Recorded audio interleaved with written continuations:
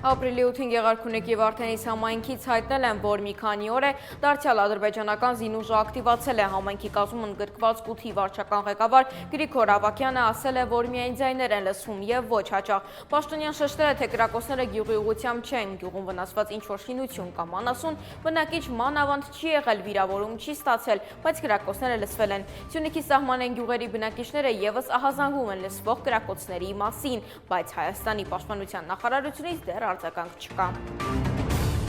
Արցախից տեղահանված անձանց նոր անձնագրերում ծննդավայր Սյունակում նշված է Ադրբեջան։ Ապրիլի 8-ին Հայաստանի ՆԳՆ-ն այս մասով պարզաբանում է տարածել։ Ըստ այդմ բանն այն է, որ փաստաթղթերը պետք է համապատասխանեն քաղաքացիական ավիացիայի միջազգային կազմակերպության ստանդարտներին և դրանցում արձանագրվում են այն աշխարհագրական անվանումները, որոնց նշումը կազմակերպությունն ընդունելի է համարում, հակառակ դեպքում սահմանները հատելիս քաղաքացիները խնդիրներ են ունենալու։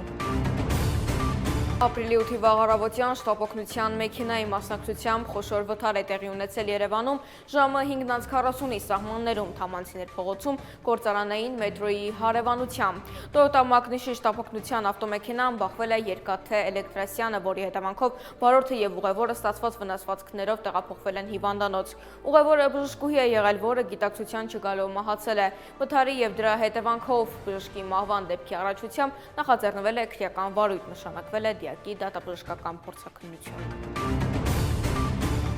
Միջազգային հռչակ վայելող երգչուհի Ջենիֆեր Լոպեսը համաշխարհային տուրի շրջանակներում համերգով հանդես կգա Հայաստանում։ Instagram-ի իր էջում երգչուհին հրապարակել է ամռան ամիսներին կայանալիք համերգային տուրի մասին տեղեկատվություն, որից պարզ է դառնում վերջին կանգառը Երևանն է։ Լոպեսը Up All Night խորագրով համաշխարհային տուրի շրջանակներում ելույթ կունենա Երևանում օգոստոսի 3-ին Վազգեն Սարգսյանի անվան հանրապետական ստադիոնում։ Սլովակիայի մայրաքաղաք Բրատիսլավայում ընթացող ազատ ոճի ըմբշամարտի Եվրոպայի առաջնությունում ապրիլի 8-ին մրցակցորգ է դուրս եկել Եվրոպայի քառակի չեմպիոն, աշխարհի առաջնության եռակի բրոնզե մեդալակիր 61 կիլոգրամ քաշային Արսեն Հարությունյանը։ Հարությունյանը քառորդ եզրափակչում 12-2 հաշվով հաղթել է Մոլդովայի ներկայացուցչին և դուրս եկել կիսաեզրափակիչ։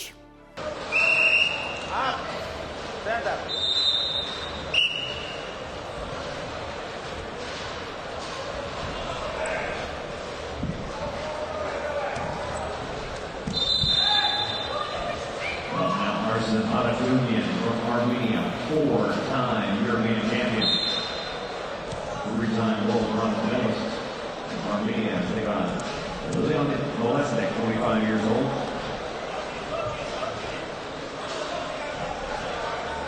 From Moldova.